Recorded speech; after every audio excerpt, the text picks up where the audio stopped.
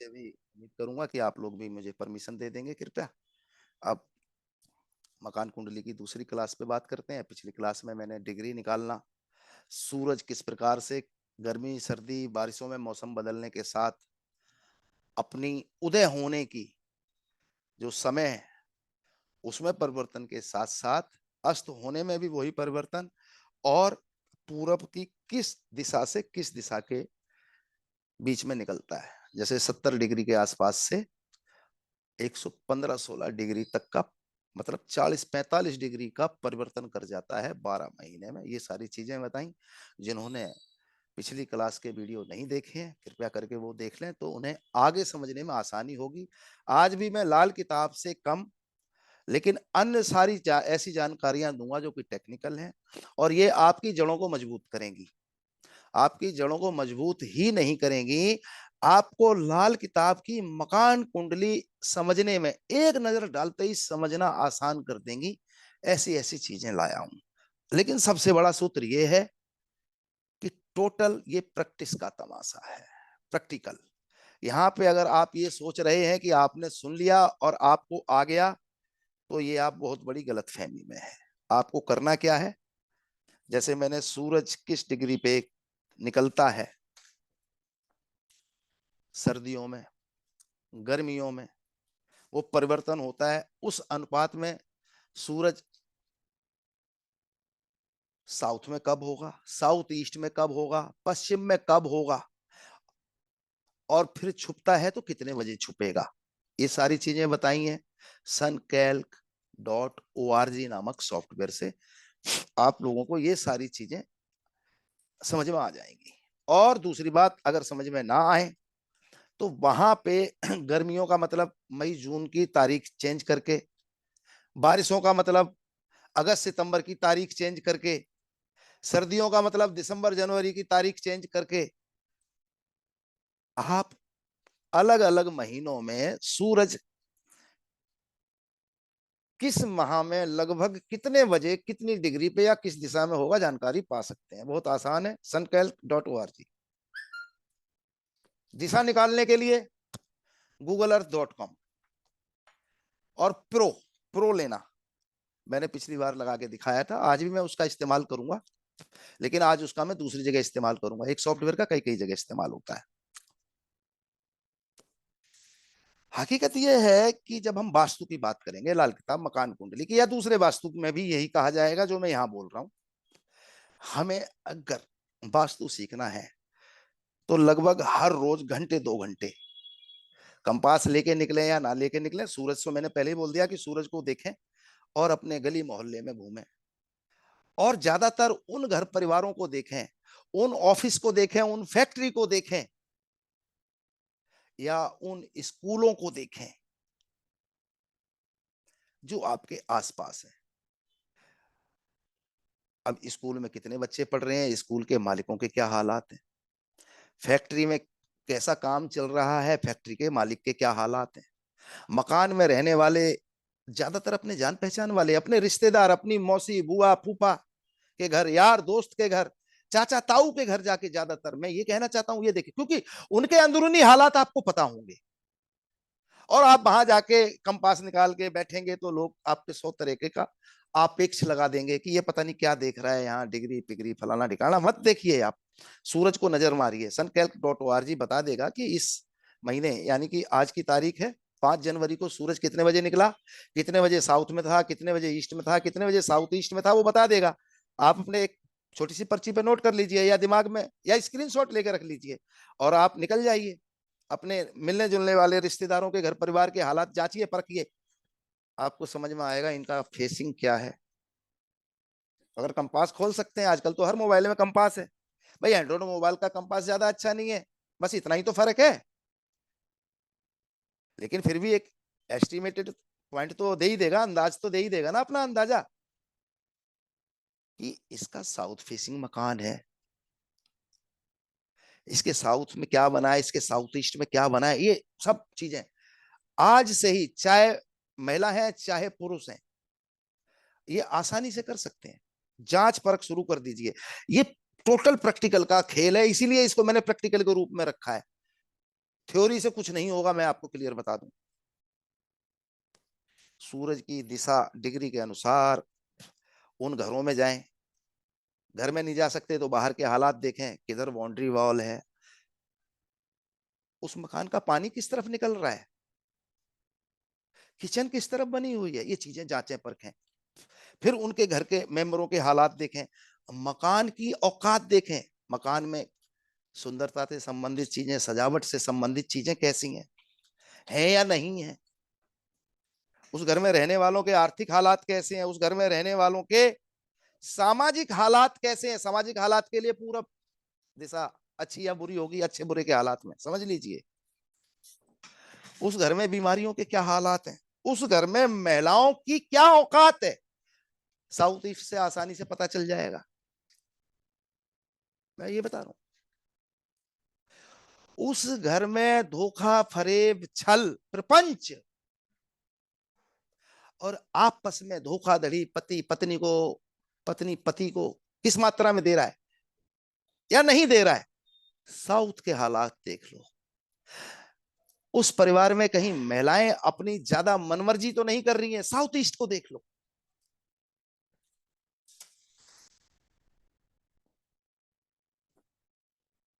उन उन दिशाओं में कोई ना कोई मंदे हालात पाएंगे। और जैसे ही आप, मैं सत्य बता रहा हूं, आप एक महीने में 100 मकान आसानी से देख सकते हैं। ये गारंटी मेरी है कि आप है ना बहुत शानदार अच्छे एक नंबर के वास्तुशास्त्री बन जाएंगे।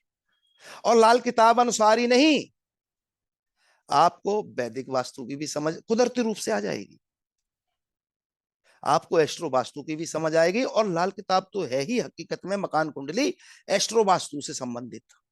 और सबसे बड़ी बात, दूसरी विधाएं, नए मकान जो बन रहे हैं, अभी बनना शुरू हो रहे हैं, उसमें ज्यादा कामयाब है। लेकिन एक लाल किताब वास्तु ऐसा है जो नए बनते हुए मकान के साथ साथ जो बना बनाया पुराना मकान है उसमें भी भरपूर मात्रा में सहयोगी है, मददगार है, सहायक है।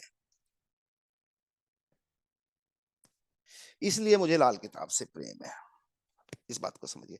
तो चुपचाप छानबीन करिए घर, मकान, फैक्ट्री, स्कूल, कॉलेज, कि उसमें बच्चों की गिनती कितनी है, उसके टीचर कैसे हैं, क्या क्वालिटी दी जा रही है।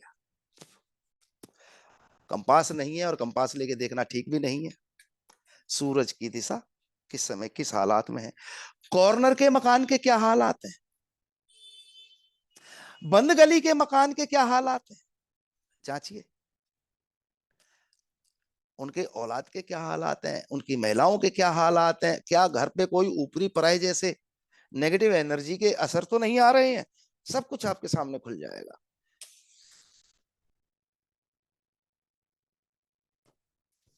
कॉर्नर की दुकान या कार्यालय कैसे हैं, कॉर्नर पे अगर पनवाड़ी की दुकान है, हलवाई की दुकान है या होटल है, उसको देखिए, भरपूर मात्रा में चलता हुआ पाया जाएगा आप।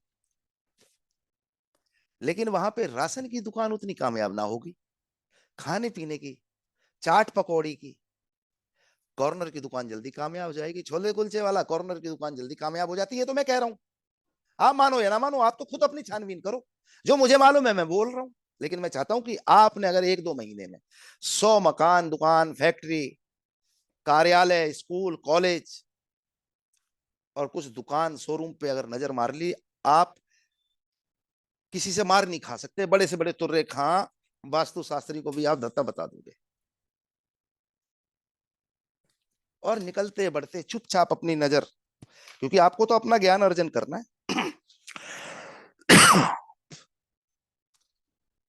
कॉर्नर के मकानों के हालात अच्छे नहीं मिलेंगे, मैं अभी बता रहा हूं।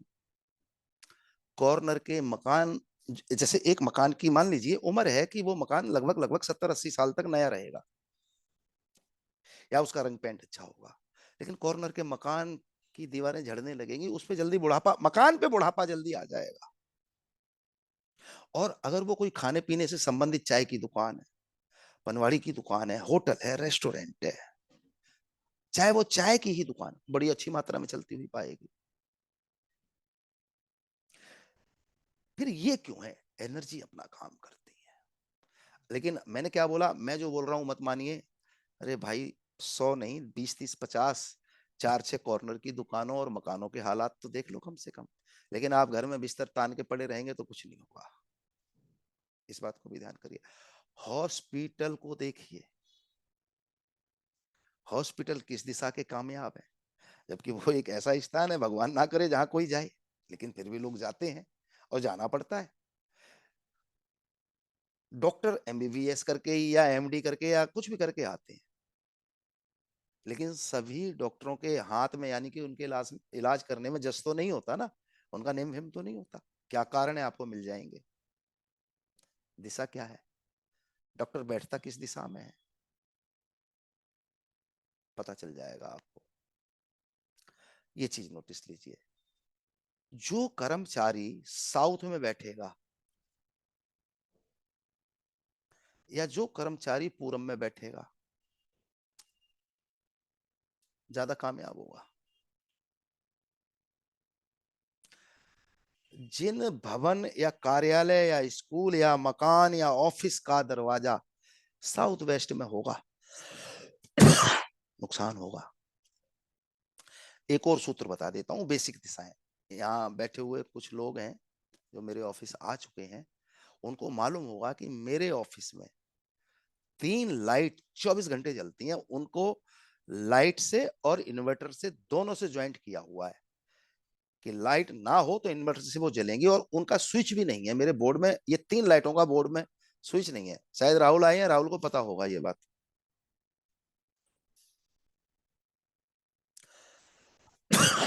बात मेरी समझ। मनचंदा जी, आपको ध्यान है? क्यों? बेसिक दिशाएं हैं पूरब, पश्चिम, उत्तर, दक्षिण, 4 90-90 डिग्री की। मेरे ऑफिस में साउथ की लाइट 24 घंटे जलती है। साउथ की लाइट से मतलब कोई नॉर्मल बल्ब नहीं है, फोकस लाइट। पश्चिम की 24 घंटे चलती है और उत्तर की 24 घंटे जलती है। और पूरब में, जबकि मैं अपने ऑफिस में सिर्फ दिवाली पे जोत बत्ती करता हूं, लेकिन पूरब में भगवान राम का दरबार लगा हुआ है और उसके नीचे मैं बैठता हूं। और मेरे ऑफिस का साइज सिर्फ 8 बाई 18 या 19 फीट है, छोटा सा ऑफिस है। लेकिन मुझे जहर खाने की फुर्सत नहीं है। आने वाले 4 दिन तक की मेरी बुकिंग है, पूरा दिन। इस बात को समझिए। वैसे तो बेसिक दिशा कही जाती है उत्तर, लेकिन हम दिशाओं के तौर पे देखें तो ये चारों ही बेसिक दिशाएं हैं, पूरा, पश्चिम, उत्तर, दक्षिण। बाकी सब जो दिशाओं के पार्ट हैं वो इनसे ही मिलके बने हैं, इन दोनों के मिलने से। साउथ और ईस्ट से साउथ ईस्ट, और फिर उसके भी टुकड़े हो गए। नॉर्थ और पश्चिम से नॉर्थ वेस्ट, और फिर उसके टुकड़े हो गए। तो जो सबसे पहला पॉइंट है वो है पूरब, पश्चिम, उत्तर, दक्षिण। और जिसमें सबसे अच्छा है पूरब, खास तौर से हमारे घर, मकान, दुकान, फैक्ट्री की एंट्री पॉइंट के लिए। ये सबसे पहले ध्यान दीजिए, बेसिक रूल है, बिल्कुल बेसिक।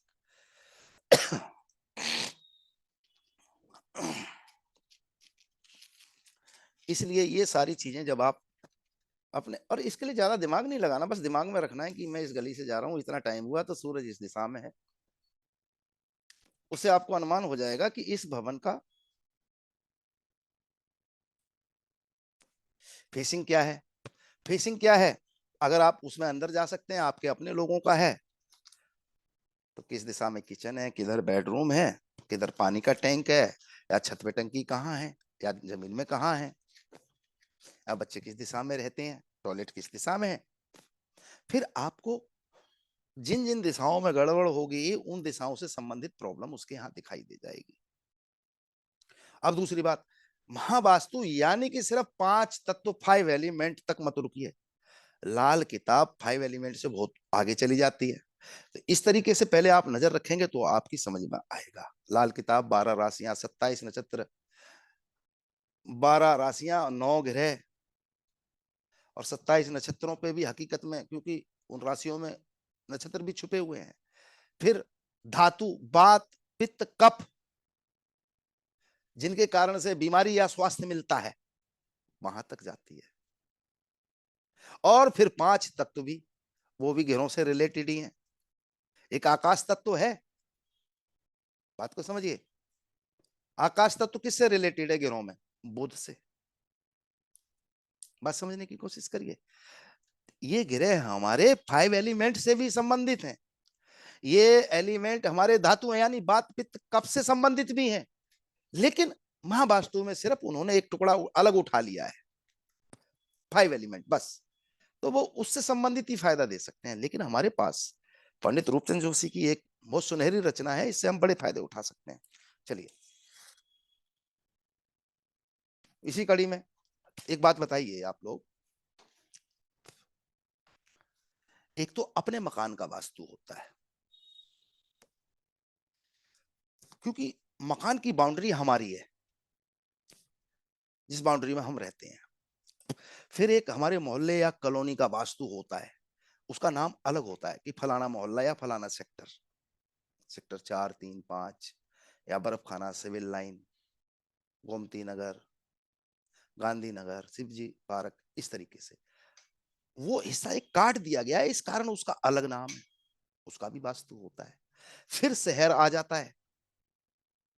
वो शहर अपने स्टेट में, क्योंकि स्टेट भी देश में से काटा हुआ है, स्टेट का वास्तु एक अलग होता है, क्योंकि वो देश के एक टुकड़े में होता है। जैसे गुजरात पश्चिम में है, त्रिपुरा नॉर्थ ईस्ट में है, पूरब में बिहार है, नॉर्थ वेस्ट में पंजाब है। इस तरीके से उस देश के वास्तु को देखेंगे तो स्टेट अलग अलग कटे हुए हैं, अलग अलग दिशाओं में। जब हम स्टेट को देखेंगे तो उसके शहर उस स्टेट के अनुसार अलग अलग दिशाओं में। और जब शहर में जाएंगे, मोहल्ले अलग अलग दिशाओं में, और मोहल्ले में जाके सबके मकान अलग अलग दिशाओं में। तो सबसे जो छोटी इकाई है वो आपका घर है, या आपका ऑफिस है, या आपका फैक्ट्री है, या आपकी दुकान है। तो सबसे ज्यादा आपके ऊपर उसका असर आएगा। पहली बात, सबसे ज्यादा जो प्रॉपर पर्सनल आपकी प्रॉपर्टी है, जिसमें आप लंबा समय गुजारते हैं, उसकी एनर्जी। लेकिन अब दूसरी बात ध्यान करिएगा, क्या मेरे मकान पर मेरे मोहल्ले की एनर्जी का असर ना होगा? क्या मेरे मोहल्ले का, अगर मैं वास्तु करने बैठूं, मेरे मोहल्ले के वास्तु पर क्या मेरे शहर की एनर्जी का असर ना होगा? अगर मैं अपने शहर की वास्तु करने बैठूं, आप ध्यान करिए, चंडीगढ़ बाद में अंग्रेजों ने बसाया, दिल्ली की लुटियन जोन है जो अंग्रेजों ने अलग तरीके से बसाई। बेंगलोर अभी कुछ समय पहले प्लानिंग करके नया बेंगलोर बसाया गया। कोई सब कुछ बसा बसाया नहीं है। समय समय पे शहर, जयपुर कोई बहुत पुराना शहर नहीं है। 250 3 साल 300 साल पहले जयपुर शहर को बसाया गया है। बीकानेर कोई हजारों साल पुराना शहर नहीं है। बीकानेर जिस राज परिवार ने बसाया था, उसका आधा परिवार, मेरे जो मामा का मेरा टाउन है, वो वहां का है, राठौर राजपूतों का बसाया हुआ। उस परिवार से मेरे मामा परिवार के बहुत अच्छे संबंध है। मैं मिला हूं उनसे, दसियों बार मिला हूं, बचपन में तो खेला हूं मैं उन लोगों की गोद में। मेरे कहने का मतलब है, पहले राजे महाराजे प्लानिंग करके शहर बसाते थे, तो उस समय ज्योतिषियों को, वास्तु शास्त्रियों को, राजे रजवाड़ों से एक सहायता मिलती थी कि तुम अपनी सिर्फ रिसर्च करो, पढ़ो लिखो। तुम्हारे घर परिवार की सब टेंशन राज परिवारों ने उठाई हुई थी हमारे लोगों की, हमारे जो ज्योतिषी थे पुराने। लेकिन आजकल हम सबको मुंह खोल के कहना पड़ता है, भैया हमारी इतनी फीस है, दक्षिणा पक्षिणा भूल जा, हम तो इतने पैसे लेते हैं, तेरा मन करे तो आ, नहीं तो भाड़ में जा। लेकिन पहले ये सुविधा है। तो वो सब ज्योतिषी वास्तु शास्त्री उन राज परिवारों, रजवाड़ों के कहने पे उनके महल किले या शहर बस रहा है तो उन सबके वास्तु करते थे। फिर उससे भी पहले वास्तु का उद्गम कहां से हुआ? मंदिरों के निर्माण में सबसे पहले उपयोग हुआ वास्तु का, वो भी आज सिद्ध करूंगा। मंदिरों के वास्तु में उपयोग हुआ, लेकिन उससे पहले कहा जाता है भगवान विश्वकर्मा ने वास्तु की शिक्षा दी। बहुत सारे ऐसे किले, महल, मंदिर बताए जाते हैं अलग अलग स्टेट में कि वो भगवान विश्वकर्मा ने निर्माण किए थे। लेकिन भगवान विश्वकर्मा को वास्तु का ज्ञान भगवान शिव ने दिया था। और ये विश्वकर्मा प्रकाश कह रहा है, मैं नहीं कह रहा हूं, मैं पहले आपको बता दूं। और हमारे जितने भी नारद पुराण, मत्स्य पुराण, श्रीमद् भागवत गीता, रामचरितमानस, सभी में वास्तु से संबंधित उल्लेख है। बस आप पढ़ते नहीं है, मैं पढ़ लेता हूं और मैं तो नोट बना के लिख लेता हूं। तो वास्तु कोई आज की उपज नहीं है, ये सदियों की उपज है, भगवान शिव से चली है। और दूसरी बात बता दूं, वैदिक सनातनी सभ्यता के अनुसार जितना भी ज्ञान है वो सब भगवान शिव शंकर भोलेनाथ से निकल के आया है। उन्होंने अलग अलग समय में अपने शिष्यों को, जैसे शस्त्र अस्त्र से संबंधित परशुराम जी को दिया, वास्तु से संबंधित ज्ञान विश्वकर्मा को दिया, ज्योतिष से संबंधित ज्ञान भृगु महाराज को दिया। सारी विधाओं की जड़ भगवान शिव भोले शंकर है। एक पहलू पे जाके जड़ हमारी वहां मिलती है जाके, चाहे मैं किसी से सीखूं, चाहे आप किसी से सीखो, चाहे मेरे से सीखो, लेकिन जड़ वहां से है। इस बात को समझिए। तो हमारे गली मोहल्ले, हमारे आस पड़ोस के रहने वालों की एनर्जी का हाल आपको एक बात बता देता हूं। केतु खाना नंबर 3, पड़ोस में कोई ऐसा घर मकान प्लॉट होगा जो बुरे हाल का होगा, वहां कुत्ते पेशाब करते होंगे। तो जब केतु हमारा पड़ोस के हालात बता रहा है, राहु शुक्र मुश्तर का पड़ोस की लड़की का ब्याह ना हो रहा होगा, बड़ी लंबी उम्र में ब्याह होगा, शादीशुदा जीवन उसका अच्छा ना होगा, पड़ोस की लड़की पे असर चला गया। राहु खाना नंबर 1, मंदे हालात में सामने के घर में या तो बेचारा रंडवा रह रहा होगा जिसकी औरत मर गई हो, या उसके नर औलाद ना हुई हो। जब हमारे गिरहों का असर हमारे आस पड़ोस के हालात बता देता है, तो वास्तु भी इसी तरीके से काम करता है। समझने की कोशिश करिए, 10-12 क्लास में आपकी उंगलियों पे आ जाएगा लाल किताब का वास्तु। और अगर आपने मेरे के अनुसार 150 मकानों में थोड़ा सा प्रैक्टिस कर लिया तो महावास्तु